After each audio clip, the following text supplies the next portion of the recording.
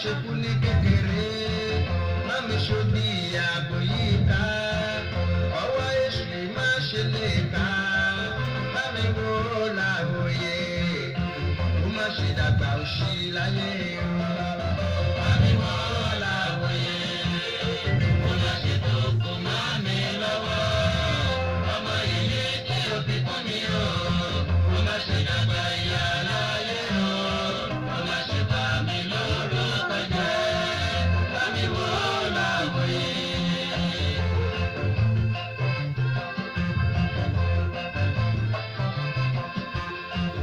Ọmọ èyí tí o fi fún mi o kó má ṣe ya dèdèrè láyé o kó má ṣe yọ̀dẹ̀ akédanidání ẹ̀kẹ̀kẹ̀ lúná dàgbà ń dédé ọmọ mo gbàdúrà kó má yálé mi wá ọmọ rere bíi Sámúẹ́lì èyí ni kò fi dá mi lọ́lá ọmọ rere bíi ti Rèbékà èyí ni kò fi sá mi lọ́rẹ kí owó láwòye kó má ṣe dàgbà òṣì láyé o bá mi wò láwòye kó má ṣe dòkú má mi lọ́wọ́ ọmọ èyí tí ó fi kọ́ mi o kó má ṣe dàgbà ìyá láyé o kó má ṣe bá mi lórúkọ jẹ́ bí wò láwòye.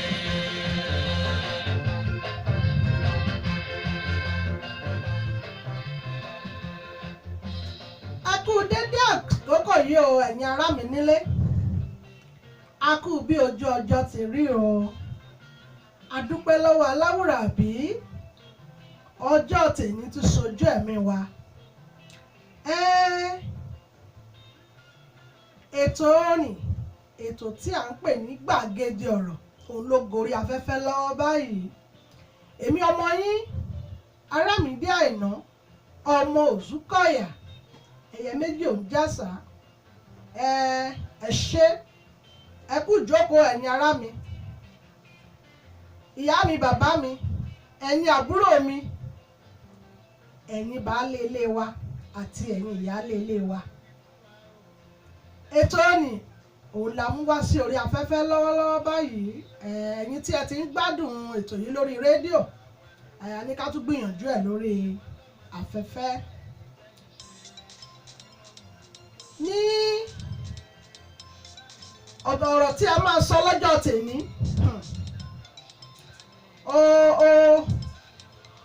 ó jẹ́ wípé atádùn iyọ̀ gan pẹ̀lú ẹ̀ èmi ọmọ yín tí mo máa mú ètò yìí wá náà ló wà lórí afẹ́fẹ́ lọ́wọ́lọ́wọ́ báyìí ètò ni ètò gbàgede ọ̀rọ̀ tí ẹ bá wò ó ìdí tí ètò yìí tí a fi gbé ètò yìí kalẹ̀ fún ìlọsíwájú àti ìtẹ̀síwájú ẹ̀yin ènìyàn mi nílé òun ni ètò yìí wà fún bí ìdílé wa ṣe lè tòrò kí ó tùbà kó tùṣẹ kí a ní ìgbéyàwó tí ó láyọ̀ ìdí tí ètò yìí fi kalẹ̀ nìyí.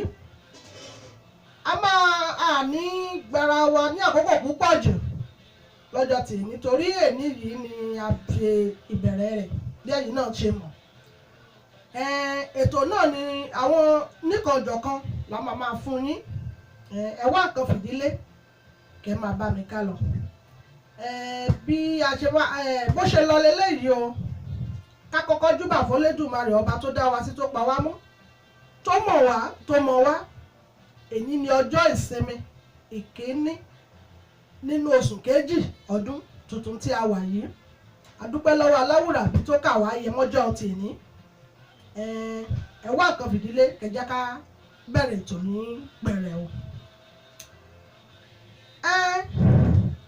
Ìbéèrè la máa kọ́kọ́ fi bẹ̀rẹ̀ ètò yìí lọ́jọ́ tèmi ìbéèrè náà ni wípé tí a bá béèrè yẹn náà tó bá di ọ̀sẹ̀ tó ń bọ̀ ẹ bá fi ìdáhùn sí orí afẹ́fẹ́ wa ní orí rédíò àbí orí fóònù wa 443-356-0052 ẹ̀yin tẹ́ bá lè lo kóòdù mi mọ̀ kóòdù ìlú oníkálukú kóníkálukú lo kóòdù ìbéèrè kínní ni àwọn bọ́ọ̀lù a ṣe lè mọ òbí tí ó dára àti òbí tí ò dára. Ǹjẹ́ a rí ìyàtọ̀ tó wà ní àwọn méjèèjì bí? Kí ni àwọn ìyàtọ̀ yìí? Bákan náà, ibi mẹ́ta pàtàkì wo ni a ti lè fẹ́ aya àbí fẹ́ ọkọ? Ilẹ̀ Káàárọ̀ Oòjíire ni a ti wá. Ibi mẹ́ta pàtàkì wo ni a ti lè fẹ́ aya àbí ká fẹ́ ọkọ? Ẹ já gbọ́ ìpolówó láti òkè lọ́hùn wá.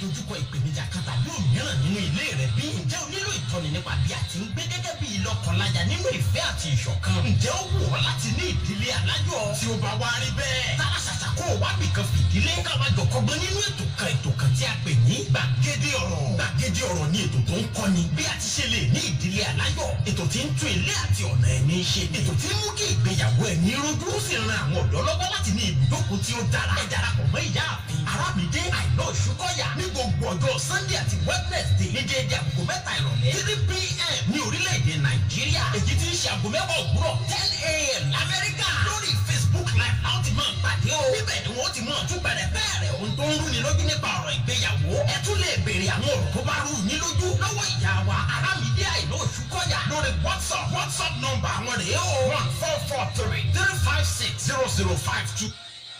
Ẹ ṣé o, à ń rí yín o, bọ́dà wa Isaac Olúwafẹ́mi Ayẹni, ẹ ṣé o, ẹ bá wa ṣíà kí àwọn èèyàn kó gorí afẹ́fẹ́. Ètò tí a ti ń retí ni ètò yìí o, ẹ bá wa ṣíà ẹ ṣé Mr. Ọlábọ̀dé Ezekiel, ẹ ṣé Mr. Bọ́lájí Àmọ́, ẹ ṣé ẹ bá wa ṣíà fáwọn èèyàn yín.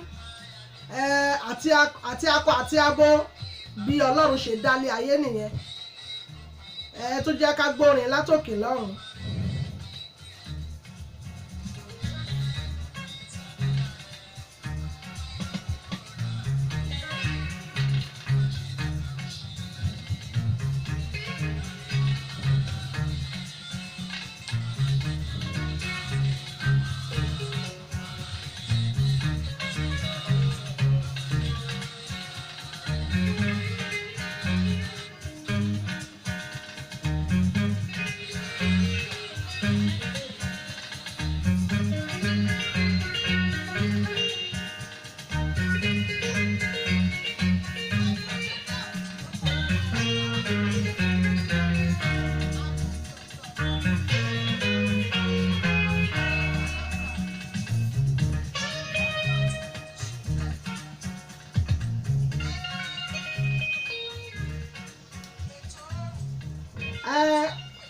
Àkó ètò orí ètò Gbàgede Ọ̀rọ̀ náà la wà tí a ti ń ró bí erin tí à ń wúrọ̀ bí òjò.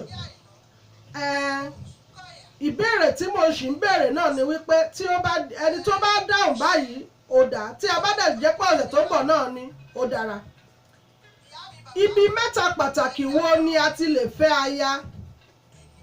Ibi mẹ́ta pàtàkì wo la ti lè fẹ́ ọkọ? Ọmọ Káàárọ̀ Oòjíire, ìbéèrè wá sórí afẹ́fẹ́.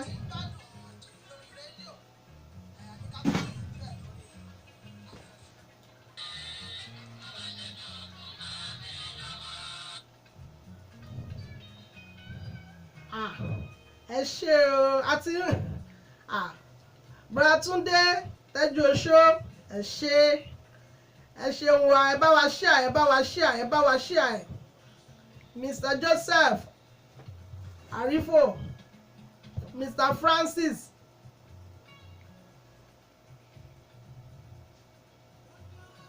Arẹwà Ẹlúsàkí, ẹ ṣeun. Ẹ bá wa ṣíà kí nǹkan tí ẹ máa jàǹfààní ní ètò eléyìí o. Ètò tí eku ilé máa gbọ́ tó máa wí fún toko. Ẹ máa pa àwọn èèyàn àti ọmọdé àtàgbà kí wọ́n wá nǹkan fìdílé. ìdò tí a máa gbádùn bí òyìnbó ti gbádùn sìgá.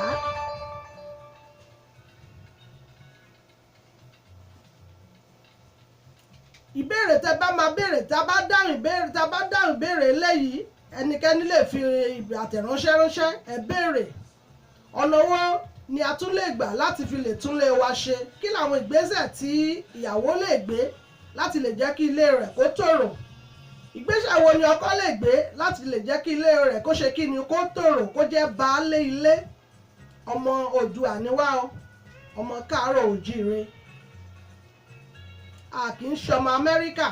ìdí tí a fi gbétò yìí kalẹ̀ gan-an leléyìí. àwọn wo ló yẹ ká máa fi ọ̀rọ̀ lọ̀ tí ọ̀rọ̀ bá dojúrú? ibo ló yẹ ká máa kẹ́jọ́ lọ tí ọ̀rọ̀ bá dojúrú?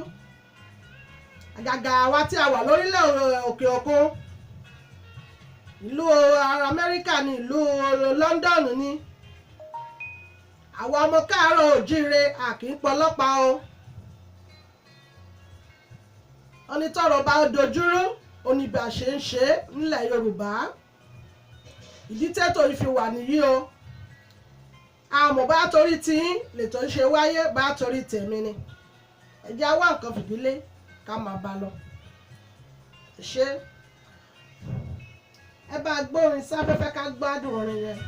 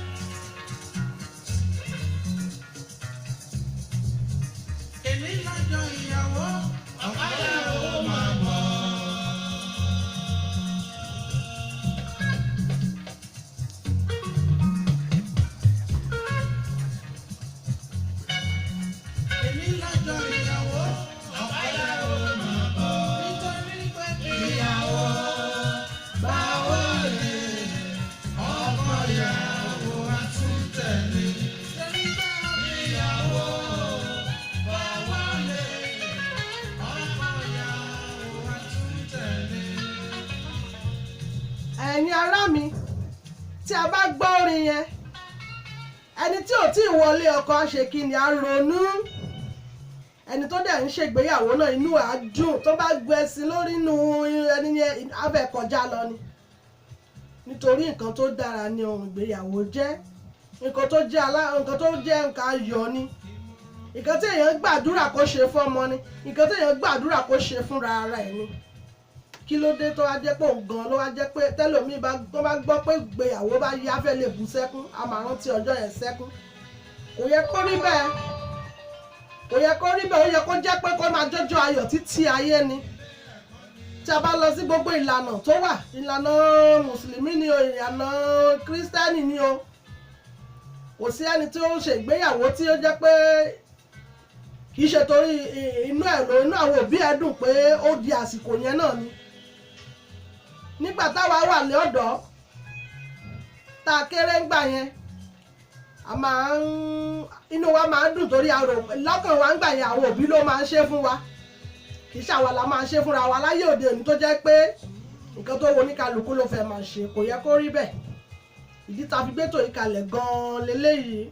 ẹ jẹ́ ká jọ gbárò, ẹ jẹ́ ká yára wa létí, ká la yára wa lọ́pọlọ. ẹ bá gbóhùn sókè, ẹ gbé sókè kẹjá gbọ́.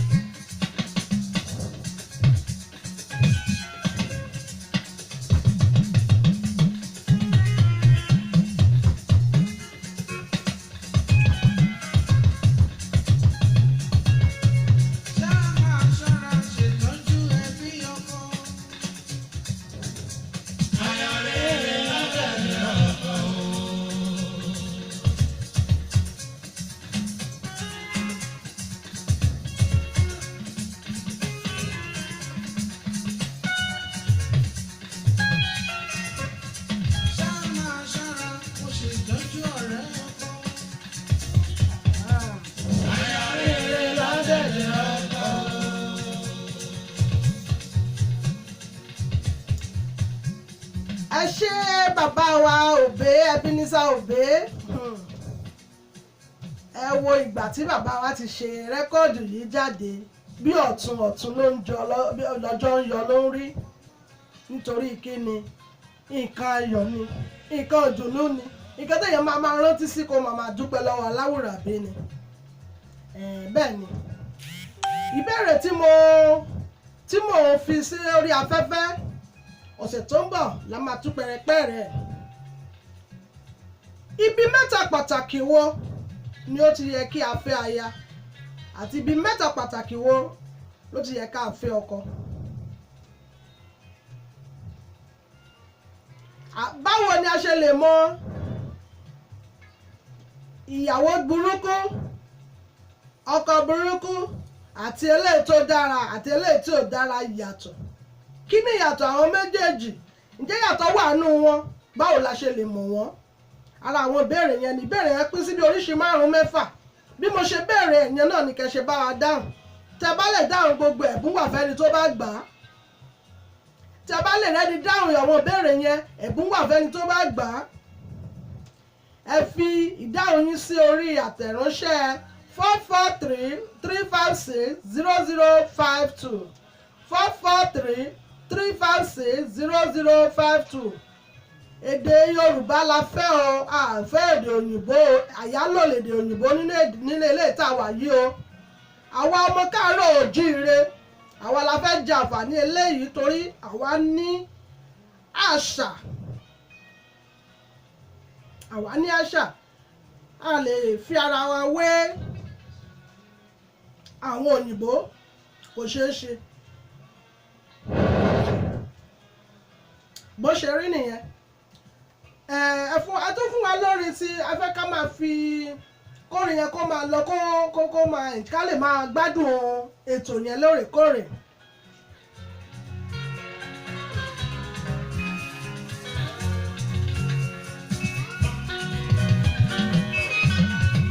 Orí ètò gbàgede ọ̀rọ̀ láwa ẹ̀yin tí ẹ bá ṣẹ̀ṣẹ̀ ń darapọ̀ mọ́ wa Àràmídé Àìná ọmọ Òṣùkọ̀yà ọmọ bíbí ìlú Ìmẹ̀sílé òun ni olóòtú ètò. Ẹ máa bá wa ká lọ.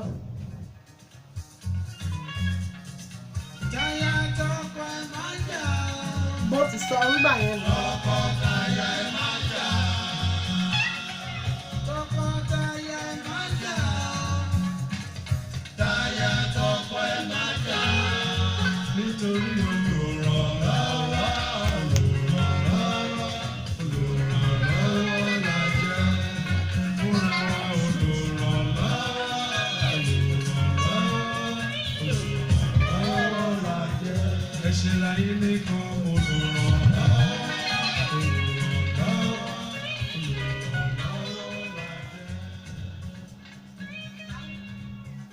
ẹ ṣé o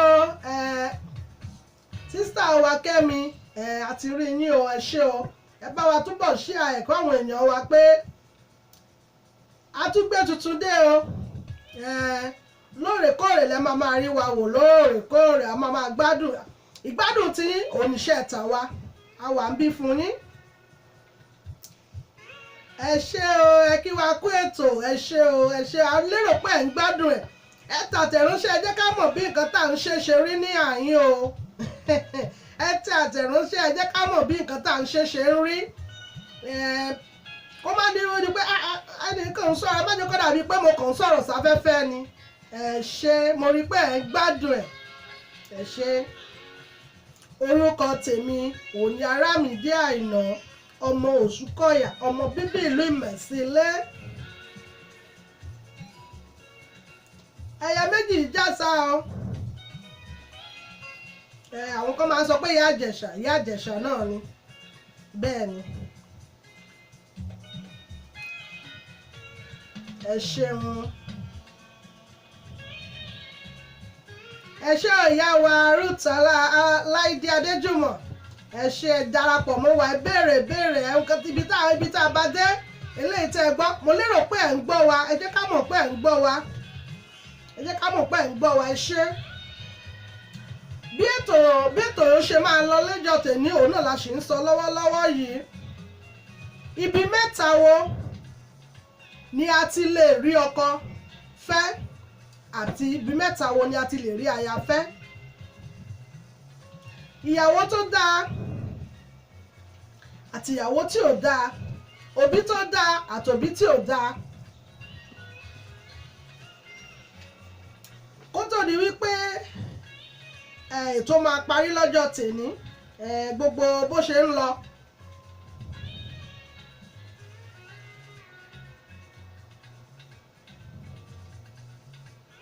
Ẹ ṣé o, màá rọ̀ yín ẹ̀yin ènìyàn mi. Èdè Yorùbá ni mo fẹ́ kẹ́ ẹ kà ó, àfẹ́ sọ òyìnbó. Àwa káàárọ̀ oòjíire ló ní ètò yìí. Ẹ ṣé. Ẹ ṣé ìyàwó Ruth, ẹlẹ́ akú ètò, ẹ ṣeun. Ẹ̀yin alérò pé ń gbádùn ètò náà, ẹ ṣé mo dúpẹ́. Wọ́n ní kì í dùn kó pọ̀ àbí báwo la ti máa ń sọ, wọ́n ní ṣókí ni ọbẹ̀ oge. Eléyìí a fi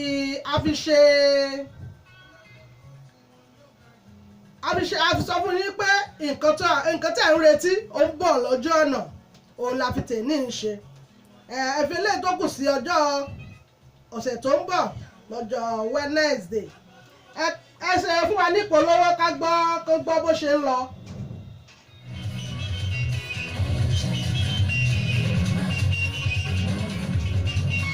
Evangelist Aramide Aino Shukoya is an international gospel artist with a difference, an anointed vessel ordained by God to bless this generation. Evangelist Aramide Aino Shukoya is highly endowed with everything it takes to make your program the best. So, for your next church programs such as concerts, church anniversaries, and so on, Evangelist Aramide Aino Shukoya is the best choice. And for your social gatherings such as wedding ceremony, birthday, housewarming, burial ceremony, and so on, just call on Evangelist Aramide Aino Shukoya on 1443-356-0052. Call us for your next programs and you will experience good music in a memorable way. Evangelist Aramide Aino Shukoya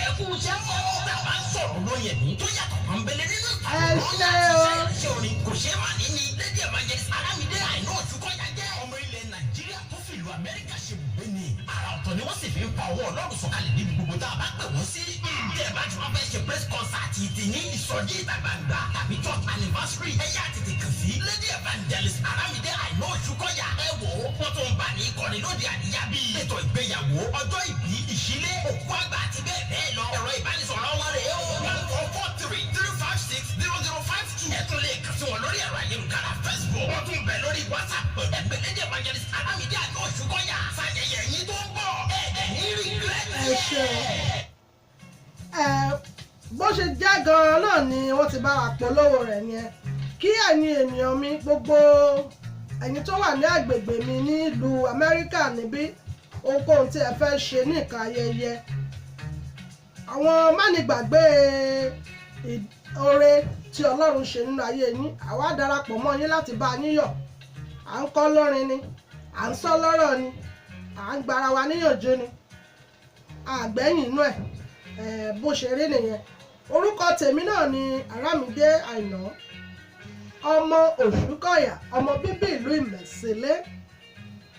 Ètò yìí ó máa wáyé ní ọjọ́ Sunday ní táìmù tá a wà yìí ní bó ti sọ aago mẹ́sàn-án àbọ̀, aago 9 sí 9 àbọ̀, aago 3 orílẹ̀-èdè Nàìjíríà.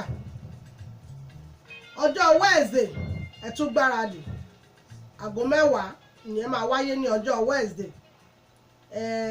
Ẹ máa bá mi ká lọ ọ̀sẹ̀ tí Wednesday tó ń bọ̀ yìí ni o. Gbogbo ìbéèrè yín ẹ bá mi fi ránṣẹ́ kó tó dìgbà yẹn. Ẹ̀bùn wà fẹ́ni tó bá pegedé nínú ìbéèrè náà. Ẹ ṣeun. Oníjù báyìí lọ wọ́n ní ṣókí ni ọbẹ̀ oge. Èmi náà ni o, ọmọ yín Aramide. Ní ṣókí ẹjẹ́ ẹ̀kọ́ kí yín nídìí Ìjẹ̀ṣà. Ìjẹ̀ṣà òrídìí ìsáná inú ilé lẹ́rú ọwá ti múná lọ sóko.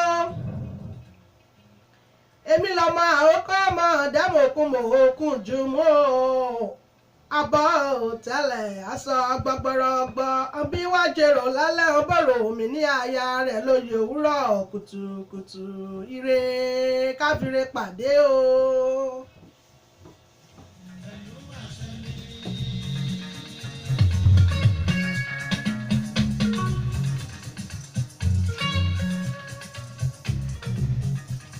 What God has joined together, let's know.